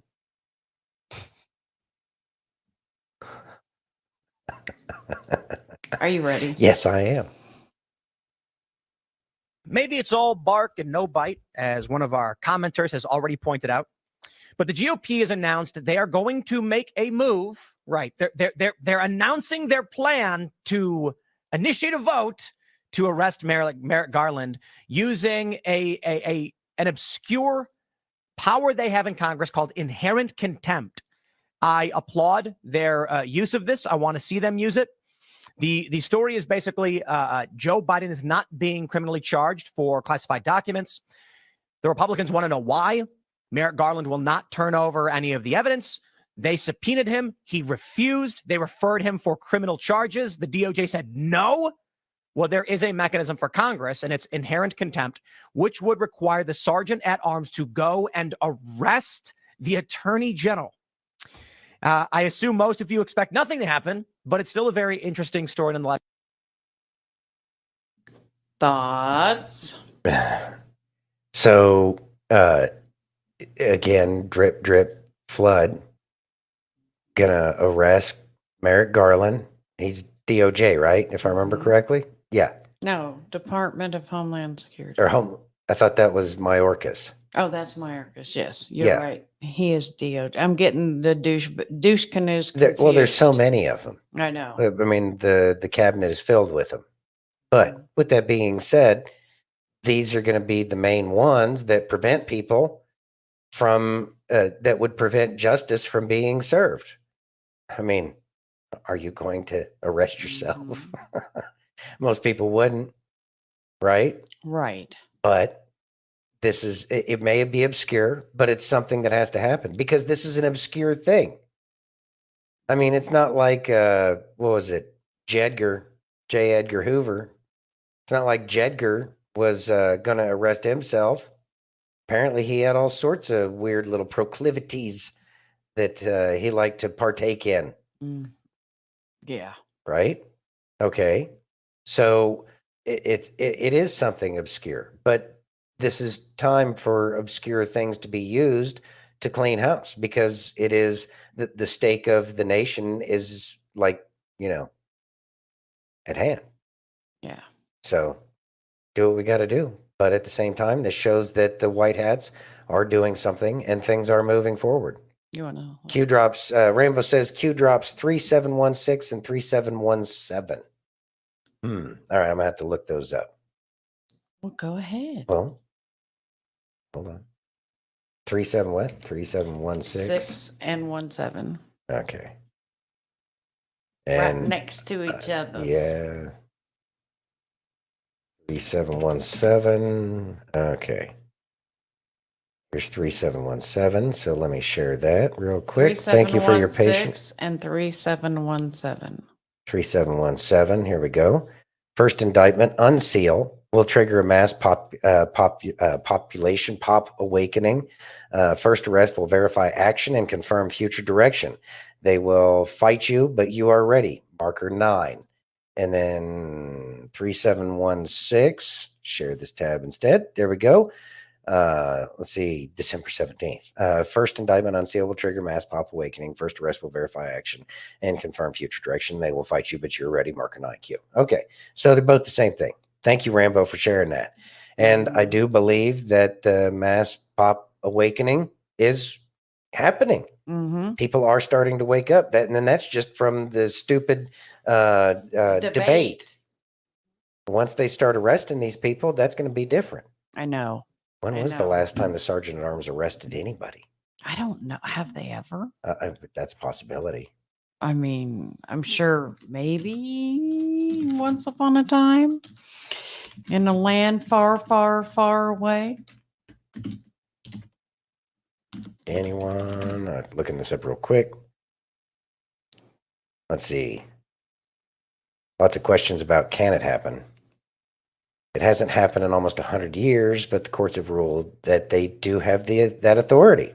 Mm-hmm. That's a quick Quora answer, so take that for what it's worth. But yeah, I have a feeling that information is probably accurate because I know there's people out there who follow that stuff very well.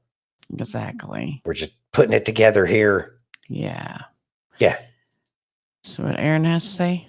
The Chevron deference case, that should take a lot of people up. Wake. Wake. Yes, wake. Thank you. That should wake a lot of people up. It castrates the vast majority of alphabet agencies. Yes, it does. Mm-hmm. Yeah, that's something that's going to tie up a lot of the government in the near future with all of the ridiculous regulations that unelected bureaucrats have been making that benefits themselves or their buddies or their networks, whatever those networks may be. Those networks won't have as easy of a time anymore. It's getting real interesting real quick. It is getting interesting. Very interesting. You ready? Yeah. I think you're gonna like Number this 2 one. man at the FBI. Is that who it was, Bill? Oh, okay. Okay. All right. Ready? Yeah, I'm ready. You'll probably never see this, but I heard this poem today in church and thought that it would be dope for your pod. Carson. It is dope for the pod, so I'm about to read it, okay? It's a little long, so stick in there with us. Don't fall asleep. Pay attention. This might change your life, okay? The title of the poem is called Holes, okay? And this is how it goes. I had been in that hole for a very long time, in the dark and in the damp, in the cold and in the slime. The shaft was above me, I could see it quite clear, but there was no way I could ever reach it from here, nor could I remember the world way up there. So I lost all my hope and gave into despair. I knew nothing but darkness, the floor and the walls. Then off in the distance I heard someone call, "Get up, get ready, there's nothing the matter. Take rocks and old sticks, and build up a fine ladder." This had never occurred to me, had not crossed my mind, but I started to stack all the stones I could find. When I ran out of stones, then old sticks were my goal. For one way or another, I'd get out of this hole. So I soon had a ladder that was sturdy and tall, and I thought, I'll soon leave this place once and for all. I climbed up my ladder. It was no easy chore, for from lifting these boulders, my shoulders were sore. I climbed up my ladder, but soon had to stop, for my ladder stopped short, some 10 feet from the top. I climbed back down my ladder and started to cry. I'd done all I could do. I gave my best try, and in spite of my work in this hole, I must die. And all I could do was sit and think, why? Was my ladder too short, or my hole much too deep? Then from way up high came a voice, "Do not weep." And the faith, hope, and love entered my chest as the voice said to me that I had done my best. He said, "You've worked hard, your labor's been rough, but the ladder you've built is at last tall enough. Do not despair, you have reason to hope. Just climb up your ladder, I'll throw down my rope." I climbed up the ladder, then climbed up the cord. When I got to the top, there stood the Lord. I couldn't be happier, my struggle was done. I blinked in the brightness that came from the sun. I fell to the ground, his feet did I kiss. I cried, "What can I do to repay thee for this?" Then he looked all around him. There were holes in the ground. They had people inside and were seen all around. There were thousands of holes that were damp, dark, and deep. Then the Lord turned to me and he said, "Feed my sheep." Then he went on his way to help other lost souls, and I got right down to work, calling down to the holes, "Get up, get ready, there's nothing the matter. Take rocks and old sticks, and build up a fine ladder." It was now my turn to spread the good word, the most glorious message that man ever heard, that there is one who is willing to save one and all, and we've got to be ready when he gives the call. He'll put us out of the hole that we're in and save all our souls from death and from sin. So do not lose faith. There is reason to hope. Just build up your ladder. He'll throw down his rope. I love that. Oh my gosh. That is beautiful. Seriously, Carson? Thank you. Thank you. Thank you, Carson. And Jesus, thank you. Mm-hmm. He is a savior that pays attention to our efforts. Yeah. And I think that that is so, that is the message that people need to hear. Is that no matter what hole you're in, no matter what mistakes you've made, there's a Savior who will always provide a way for you. That one got me. Yeah. Earlier today. Beautiful. So thoughts. Thoughts. He's always there, but we have to do our part. You know, I guess being stuck in that hole, that's us continuing to live in sin. He can only do so much for us. We have to find our way out. We have to, follow that light, and we have to use the resources that are available to us. We can't just sit around and wait for, the magic helicopter to drop down its magic rope and pull us out from the bottom of the hole. After all, we're probably the ones who dug ourselves into that hole. Be honest here, right? Yeah. So with that being said, the Lord gives us plenty of resources, and we have to do our best to get ourselves out of the situation that we put ourselves in. But as we go forward, we get that help. We will continue to get help. And then once we finally get out of that hole, then we can go help other people. Absolutely. And that's Can't- what it's all about. Yeah, you can't fill up any cups with an empty pitcher. We have to fill our pitcher up first. And a lot of reasons, as we were talking about, everything happens for a reason. Mhm. That's normally what that reason is because, like, if I didn't have my car accident and I didn't have the 8 surgeries on my shoulder and I didn't have problems with my neck, someone who was in a car accident like Nick, I wouldn't be able to give that wisdom to. Yeah. There is benefit to going through hard times. Yeah. Because But you can help people. You can help other people with it. And I think that when we can help other people is when we feel most fulfilled. We can take and take and take from other people, and we'll always feel hollow. We'll get a temporary victory. Yeah. And yeah, it might be easier to cry in the seat of your Ferrari if you think that that's going to make your life any better, because you're going to keep crying from the seat of your Ferrari or Rolls Royce or whatever it is that people have climbed up to the top and tried to fill that emptiness in their heart with. It's always going to be hollow. So fill it up with something worthwhile, and do that by Exactly. digging yourself out of that hole. And if you're one of those, and I'm not saying when I say this, if you're one of those people, not talking to you guys, but if you know those people who just take and take and take, and they're the type of people that says, oh, the highest form of flattery is I don't know. Anyway, basically stealing other people's ideals. I've had a migraine. Yeah, and it's haven't been a slept. day. Yeah, I know. Anyway, if you're one of those people that thinks like that, then you're not using your heart. No.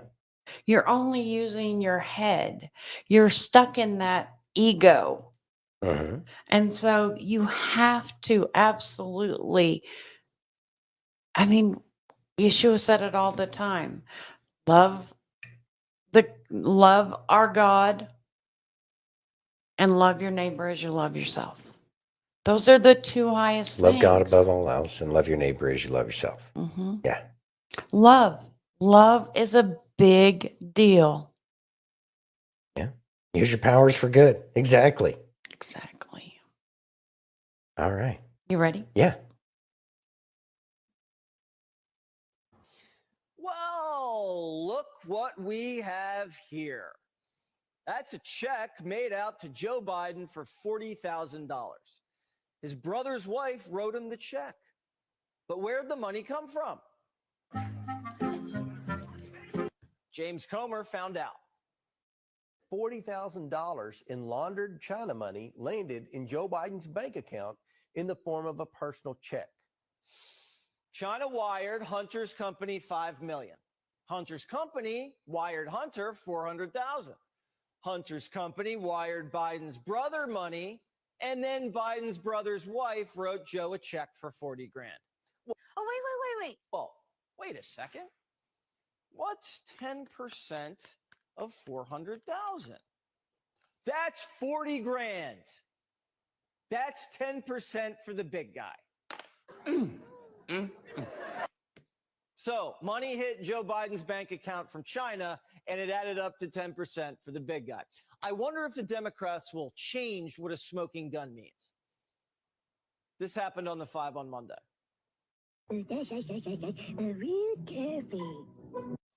What happens if the next check originates somewhere really bad, Jessica, and I mean really bad, and it goes through Hunter or it goes through James and it goes directly into Joe Biden's checking account? Is that a smoking gun? Okay. So two things. Yes or no? No. Yes or no? It's No, not a it's yes or not. no. It's not. I was promised a smoking gun, and if I deliver a smoking gun, you have to admit that gun is smoking. So the new excuse is it's okay to bribe politicians' family members, and now it's okay to bribe politicians themselves.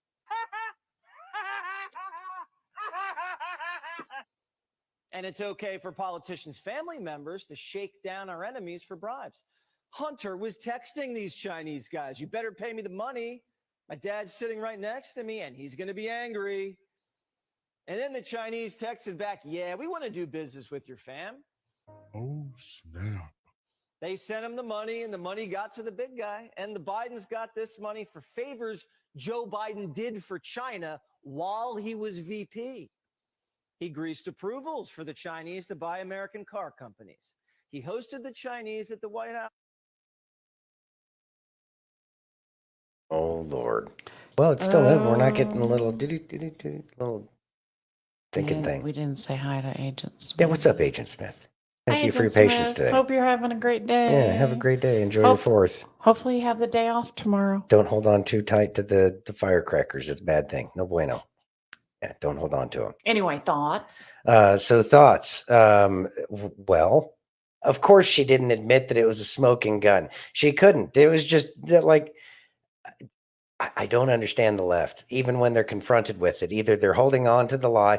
I know the Pee Wee Herman laugh was great. I haven't heard that in forever in a day. But so either they have to hold on to the lie, double down, triple, quadruple. I don't even know what number they're on now. I know. Or they're just that they're just that ignorant. Either they're ignorant or they're willfully ignorant. But either way, they're ignorant. You know this. All right. So the info's right there. Hold on as much as you can, but that's not like stupidity isn't an excuse. I mean, it may have worked for Joe for now, but it's not going to work for very long, and it's not going to work for anybody else. So I'm curious to see how the left is going to be confronted with this. And maybe as time goes on, we'll, get some truth out of them. I would like them to start admitting what they're seeing. Sadly, they're asleep. We just got to pray for them. Psychologically, we're way past cognitive dissonance. It's got to be a psychotic break with reality. Denise, that could very well be. I was going to say, do you think some of them, like real, like to the left, are ever going to admit? Well, I think even Q said that, some won't be able to put it together. The ending won't be for everyone. Yeah, the ending won't be for everyone. Well, not just that. I think that some people won't wake up, and that's sad. I know. That breaks my heart. Well, it breaks my heart too, because they got so bought into and invested into a lie that they can't let go of the lie. That is sad when you think about it. I know. Ignorant means you haven't learned. Stupid means you're incapable of learning, much like Joe and his decline, or Hunter with crack. Yeah. Yeah, the end is not for everyone. Yeah. Yeah, 5 to 10% won't ever learn. That's a lot. Yeah, war has casualties, and sadly, those are the casualties. They'll be walking around. I don't know. Maybe they'll be the crazy people as we move forward. So what Bethany said? 5% will not learn. Yeah, that's true. 4 to 6% won't move on.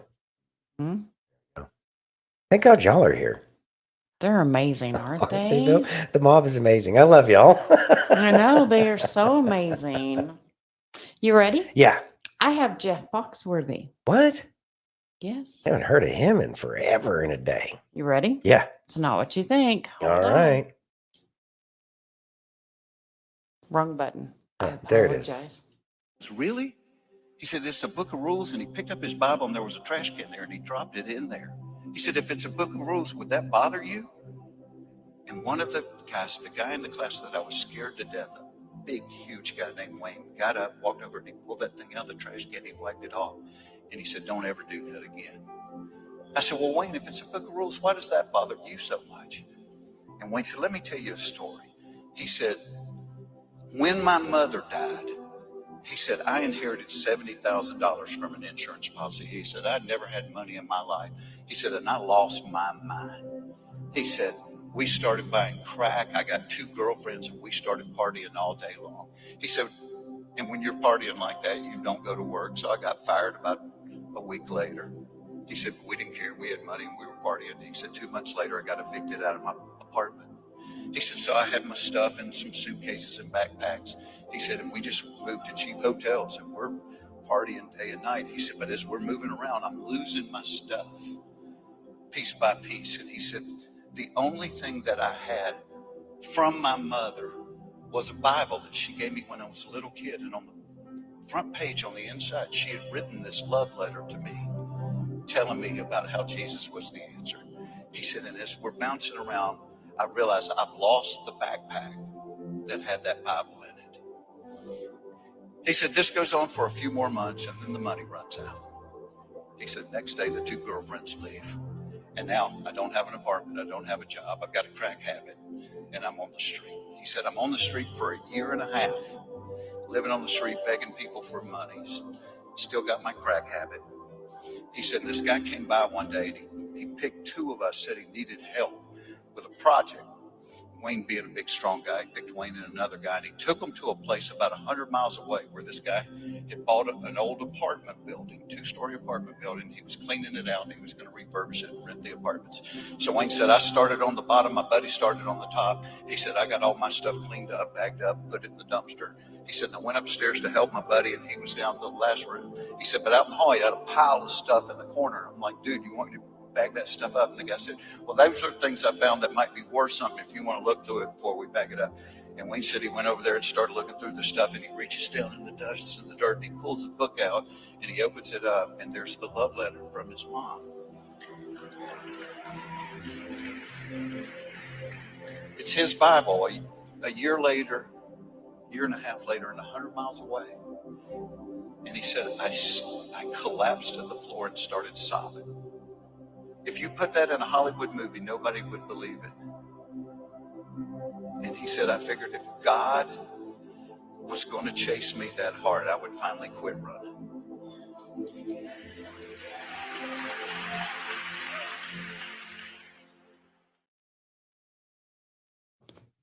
Thoughts, Santino? Beautiful. What a beautiful story. See, those are things that are nice. Those warm the heart. And I love that. I know. It shows you that miracles are real and they happen all the time. And he does. He He does. will chase after. Yeah, he And will. he'll leave the 99 to go get the one. I know. And he knows exactly when to do that. And when you're ready. When you're ready, he'll find you. He'll bring you back. And it's time. And a lot of people are coming back. Yeah. And we should rejoice over that. Praise be to God. Amen. Yeah. Amen. Hallelujah. Hallelujah. They are strong. You ready? Yeah. No more running. Exactly. No more. People that he's allowed to come in through the border. They're taking black jobs now. And it could black jobs. No, honey. Don't be that person. Don't be that person. If you want people to take people like us seriously, you can't go, but someone I don't like said the word black. You're acting like an hysterical cartoon character. Stop. You're in public. We can see you. Now, people should not use the N-word, but if you behave like that, which is what you're doing right now, in defense of the candidate that says that if you don't vote for me, you ain't black, stop. You people are so fucking embarrassing. Will you stop with this? Knock it off. Learn how to listen. Be an adult. That's all you need to do. Knock off the color shit. You're in public. Embarrassing fraud. Thoughts? I'm assuming that was a Satanist. I have no idea, but that's pretty funny. No. No? No. Okay. No. There's He's something going on there. He is obviously Trans-ish? Yes. Okay, thank you. Yeah. I was just going off of the star medallion No, on the no, chest no. thing there, the And necklace. he believes that people need to start making their own decisions and stop acting like that. People need to think for themselves. I know. What kind of madness do you speak of? Where's the thought police? There's no thinking in America. I know. It's so sad. Look, everybody's going to have to do their part. And this is part of the everybody. Mm-hmm. Everybody is going to have to point to other people. Hey, look, knock it off. You're you being go. ridiculous. He's a cross-dresser. Okay, thank you, Denise. Appreciate that. Yes. All right. So with that being said, everybody. Doesn't matter. Again, this is America. Everybody's free to do whatever it is they want to do so long as they're not messing with anybody else's freedom to be themselves, right?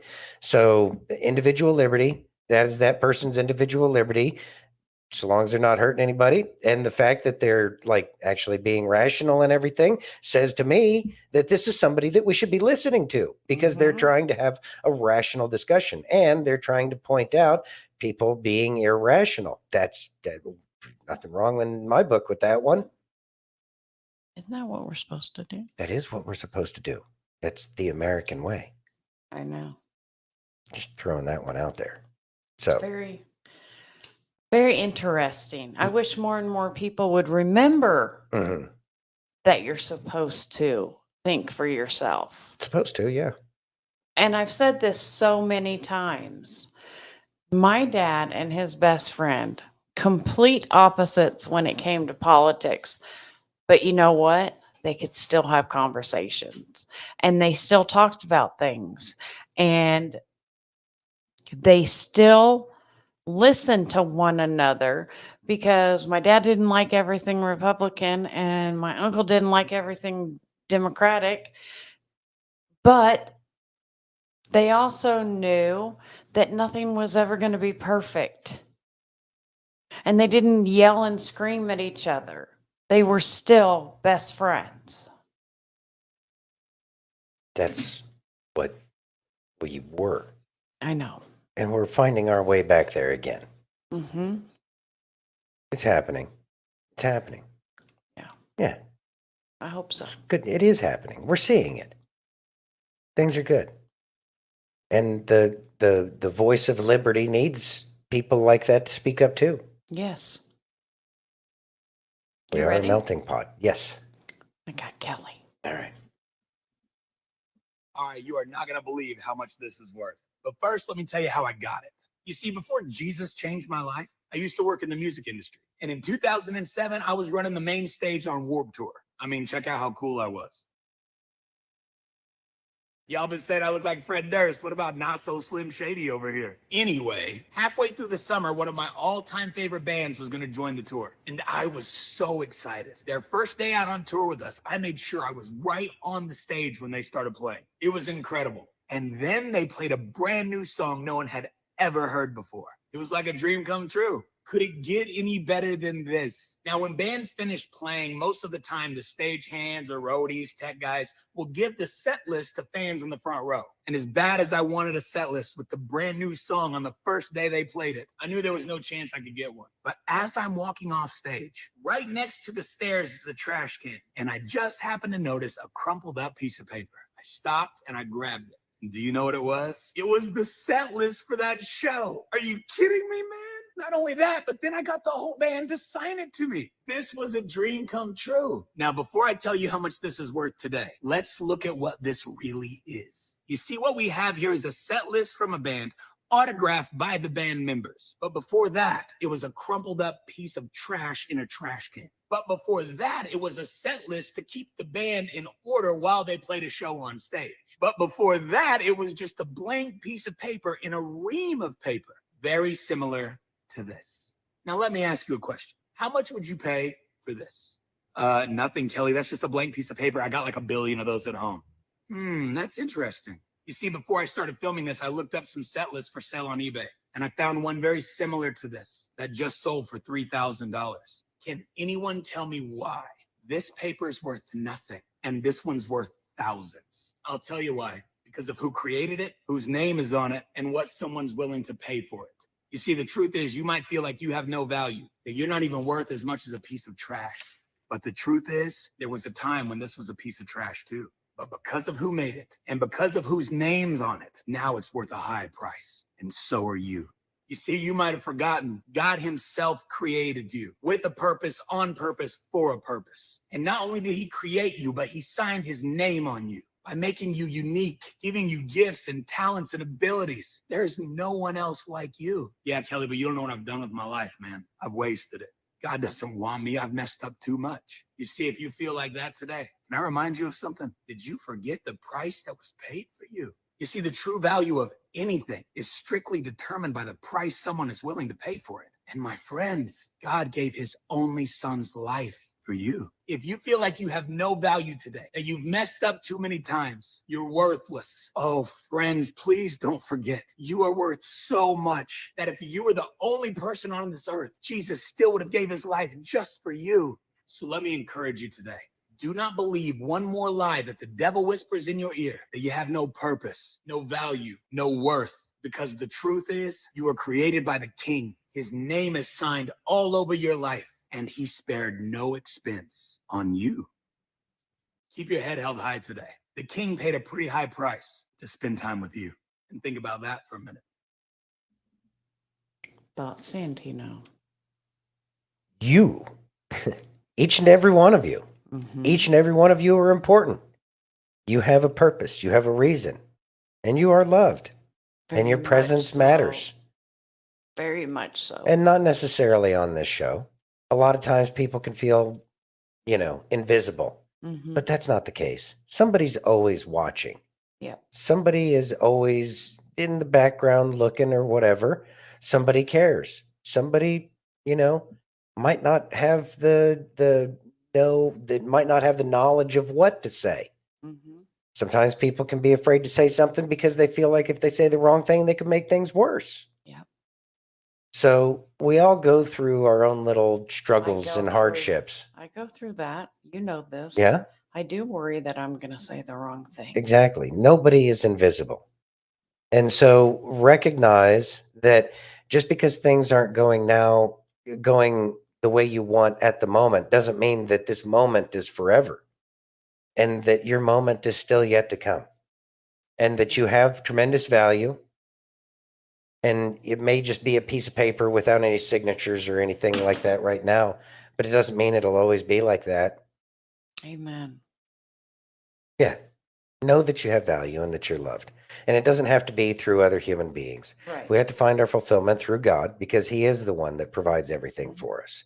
And when we find that fulfillment through him, we find the fulfillment in ourselves, what we're supposed to do and how we're supposed to go about doing things.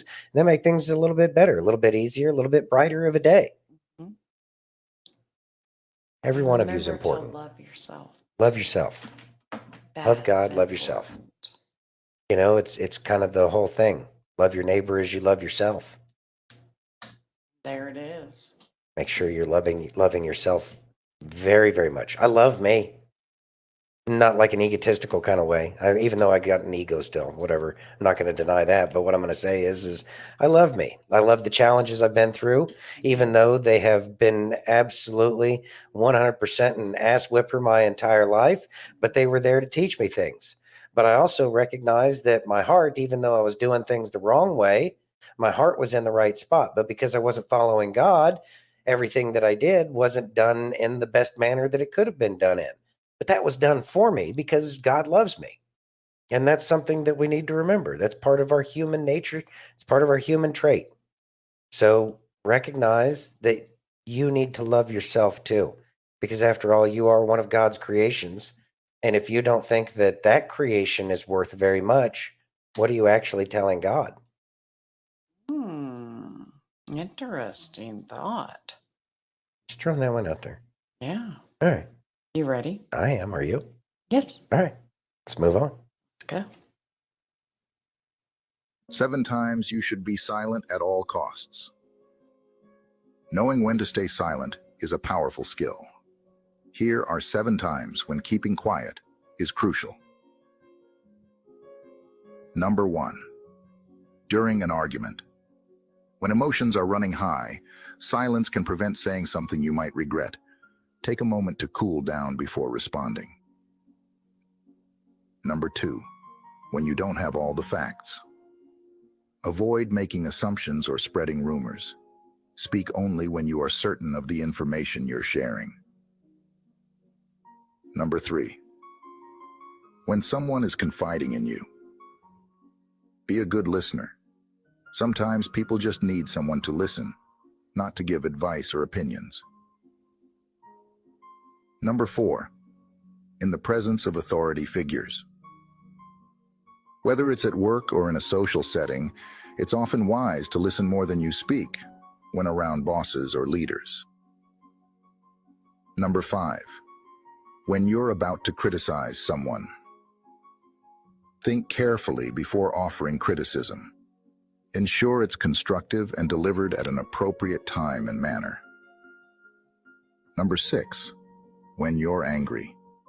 Speaking in anger can damage relationships. Wait until you're calm to discuss the issue rationally. Number 7. When others are speaking. Respect others by giving them your full attention and not interrupting. It shows you value their input and perspective. Practicing silence in these situations can help you maintain better relationships and communicate more effectively. Follow for more life tips and insights. And So, I picked this one because, as you know, especially when we first got together, sometimes it would drive you crazy because I was so quiet. But that's because I was always listening. I've always tried to sit back and listen more than I speak. And that has a lot to do with my dad. And one of the things that I will say is that one of the things that I'm working on is not saying something out of anger, because words hurt more than a lot of people even realize.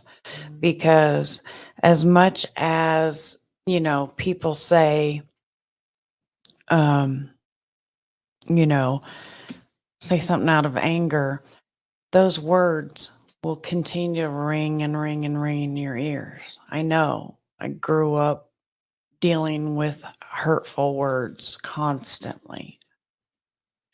And so I don't like ever saying anything out of anger, because once it's out there, you can't take it back.